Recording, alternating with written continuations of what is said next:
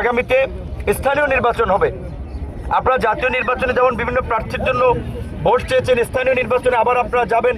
তো এখন জাতীয় নির্বাচনে আপনাদের দল থেকে কেউ এমপি হয়েছে, মন্ত্রী হয়েছে, এবং আপনাদের স্বভাব চরিত্র যদি পরিবর্তন হয়, স্থানীয় নির্বাচনে কিন্তু মানুষ আবার সেটা একটা জবাব দেবে।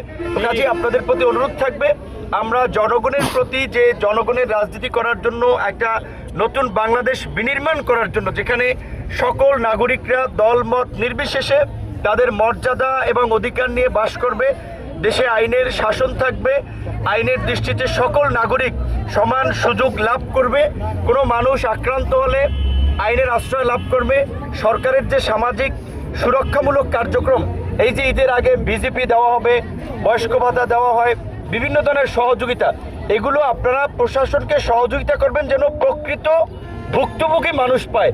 দেখা যায় প্রতিবন্ধী ভাতা নেয় ভালো মানুষ, এইগুলো যেন না পায়। এখন অন্তত আপনারা ইউনোকে, ডিসিকে কমপ্লেন দেবেন যে এই লোকটা ভালো, এই লোকটা সচ্ছল, সেই সহযোগিতা পাওয়ার যোগ্য না, তার এটা বিবেচনা করেন। এবং এই সরকারের যে, আমরা যেহেতু সরকারের সাথে আছি, কাজেই সরকারের চিন্তাভাবনা হচ্ছে মানুষের জন্য কাজ করে, মানুষের মন জয় করা, মানুষের সমর্থন ধরে রাখা।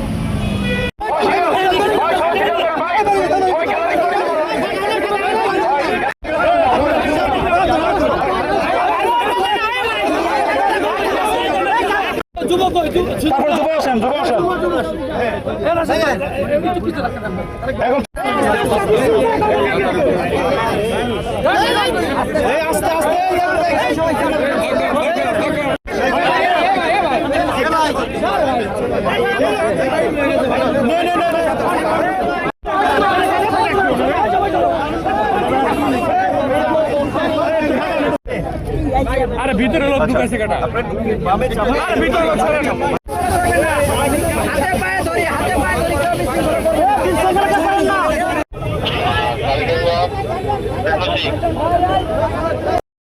একদম ক্লিয়ার। Citizen, thank you.